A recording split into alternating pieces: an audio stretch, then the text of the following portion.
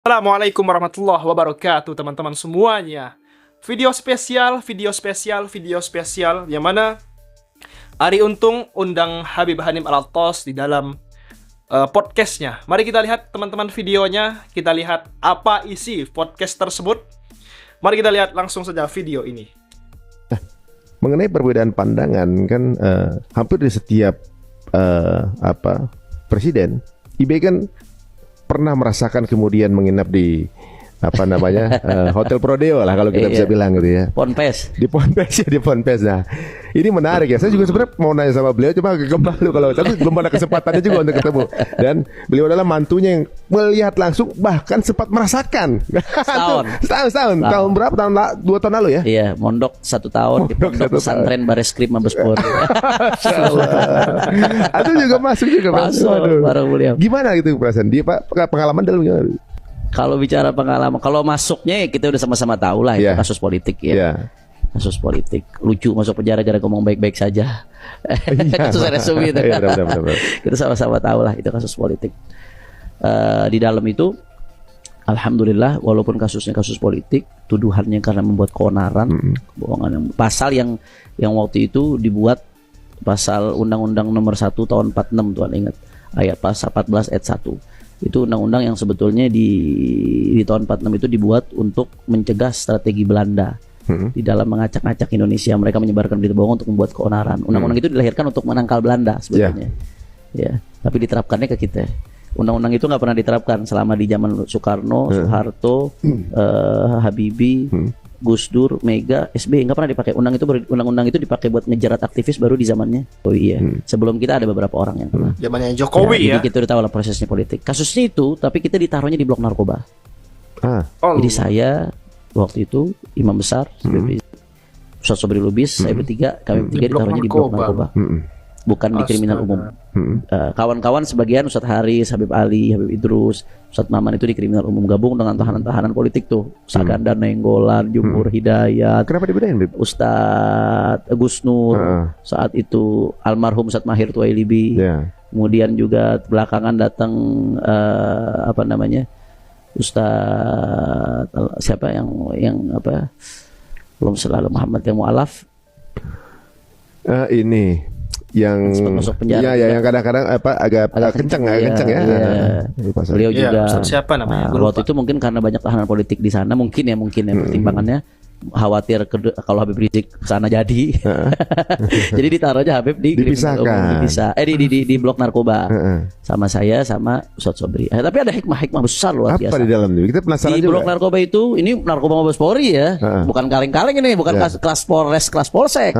Ini yang vonis-vonisnya seumur hidup, 20 tahun, vonis mati. Khusus dong nih. Yang dari daerah-daerah yang kelas-kelas berat. Iya. Jadi bloknya nggak terlalu besar, ya? Mungkin kapasitasnya sekitar 100 sampai 150 orang lah, kurang lebih lah antara segitu. Ada satu musola di situ, kamar kita samping musola. Alhamdulillah Allah kasih kita kesempatan untuk mengelola musola. Jadi musola sepenuhnya diserahkan kepada kita. Waktu itu Kalapasnya juga orang baik luar biasa. Mudah-mudahan beliau panjang umur, sehat walafiat, kabak tahti Kalapas. Jadi kita dapat kesempatan untuk menjadikan pesantren penjara jadi pesantren. Alhamdulillah. 5 waktu, sholat 5 waktu, tahanan-tahanan itu bareng kayak pesantren. Bahkan tahajud mereka rajin. Mereka ya kita fasilitasi, imam besar itu memfasilitasi, dikasih sarung semuanya, koko, peci, semuanya. Jadi kayak pesantren betul-betul itu, bahkan minyak wangi. Kalau habis subuh, IB kajian setiap habis subuh. Bayangin. Waduh. Kajian rezekinya yang pada di situ tuh. Rezeki banget itu. Itu orang luar yang bisa daftar mungkin bakal daftar kalau terbuka. Dari polisi ada yang ikut juga. Mereka dengar dari luar aja biasanya. Habis subuh IB kajian tasawuf, obat hati, akhlak dan akidah kadang-kadang juga disisipi sama IB. Habis asar Ustaz Sobri ngajar hadis. Habis maghrib ana mimpin zikir sama habis itu ngajar fikih. 2 bulan pertama Anda nggak ngajar fikih, 2 bulan pertama Anda ngajar syama'il, kenalkan tentang Rasulullah SAW. Kalau udah kenal kan bakal cinta, kalau cinta bakal ngikutin ajaran. Bisa baru Anda masuk ke fikih ibadah. Hatam, alhamdulillah, hampir hatam sampai Anda keluar tuh setahun hatam. Bahkan kalau malam jam 9 itu Mas Ari tahanan-tahanan yang bisa baca Quran kita berdayakan untuk jadi guru Iqra. Jadi tahanan-tahanan yang belum bisa baca Quran kita bikin halaqah. Tahanan yang sudah bisa baca Quran, rata-rata anak-anak Aceh itu. Anak-anak Aceh udah bisa baca Quran, kita berdayakan untuk ngajar Iqra tahanan yang belum bisa baca Quran. Subhanallah 3 bulan Iqra 6 selesai. Kebanyakan. Mereka 3 bulan udah bisa mulai masuk baca Quran sampai ada yang lucu, satu tahanan setelah 3 bulan tuh ada ingat dia ngubungin ibunya. Assalamualaikum Bu. Waalaikumsalam. Ibu, alhamdulillah saya udah bisa baca Quran sekarang di sini. Udah hatam Iqra. Ibunya nangis, Masya Allah. Nah, ibu seneng. Kenapa nggak jadi dulu aja kamu di penjara, kata ibunya. Ujungnya jadi komedi. Kaget saya. Serius. Karena anaknya berubah di penjara kan seneng ibu. Jadi saya lihat di situ saya ngambil pelajaran. Like dulu. Bahkan Ramadan itu kita hataman Quran 3 hari sekali sama tahanan-tahanan itu. 3 hari sekali. 3 hari, 4 hari sekali, kadang 5 hari sekali. Dengan kegiatan yang bahkan Ana ngerasain di antara pengembaraan spiritual Ana pengalaman pernah di pesantren, pernah kuliah di Tarim, di Hadramut, di Bukala di Tarim. Pernah, ya artinya cukup panjang lah perjalanan Ana. Tapi di antara penggembaraan spiritual yang Ana alami paling mendalam itu ketika di penjara. Malah begitu? Kenikmatan ibadah, kenikmatan, karena kita di situ dalam posisi yang kita benar-benar berserah diri sama Allah, udah bukan sekedar teori. Kita nggak punya siapa-siapa ya. Manusia tuh waktu menjauh semua. Banyak yang khawatir, banyak yang takut. Jangankan mau ikut bela, nyebut aja takut tuh waktu. Kan genting banget keadaannya saat itu. Rezim lagi marah-marahnya sama FPI, sama Habib Rizik, sama semua-muanya yang berkaitan dengan itu. Laskar 6 laskar dibunuh, FPI dibubarkan, MS diancam mau dibubarkan, rekening semua diblokir. Petinggi-petingginya ditangkap, termasuk Ana Haji Munarman sampai diterorisasi. Bahkan waktu itu ada upaya yang mengarah untuk menterorisasi FPI dan lain sebagainya. Itu keadaan serem banget saat itu. Orang mau nengok aja ngeri. Yang biasa muncul tiarap. Terus mau ngandelin siapa saat itu kalau bukan Allah? Jadi justru saat-saat itu saat-saat terindah ketika kita nggak berharap kecuali sama Allah. Masya Allah. Allah memposisikan kita pada titik yang khalas. Kamu gak usah berharap sama manusia, gak usah berharap sama makhluk, jangan gantungkan hati kepada siapapun, tapi semuanya serahkan ke Allah, Allah, Allah, Allah.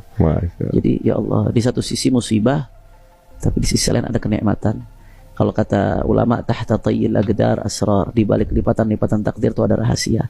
Rahasianya itu satu, yang kedua rahasianya ya ternyata anak-anak yang pecandu narkoba, bahkan mereka kurir, mereka bandar, mereka yang tatonya dari ujung kepala sampai ujung kaki, mereka haus sentuhan ternyata.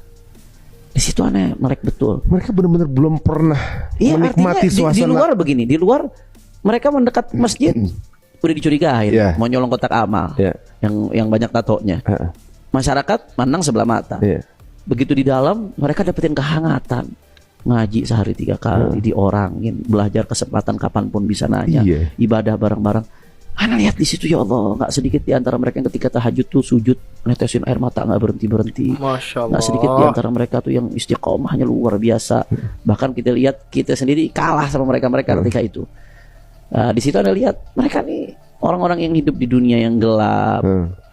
Mereka haus dengan sentuhan, haus. Cuman siapa yang menyentuh itu aja pertanyaannya. Harus ada yang nyentuh mereka, harus ada yang merangkul mereka, harus ada yang mengajak mereka, mengenalkan indahnya. Betapa besarnya nikmat Allah, betapa maha besarnya kasih sayang Allah, betapa indahnya makhluk Allah yang namanya Sayyiduna Muhammad sallallahu alaihi wasallam. Masya Allah, luar biasa ya teman-teman. Jadi cerita Imam Besar Al Habib Muhammad Rizik bin Husain bin Syihab dengan para rekan-rekan sahabat dan ustadz-ustadz yang dipenjara waktu itu, yang FPI waktu itu sampai dibubarkan oleh pemerintah, teman-teman semua, rekening-rekening sampai diblokir semuanya. Habib Rizik, Habib Hanif di penjara, Habib Bahar bin Smith di penjara, ya kan?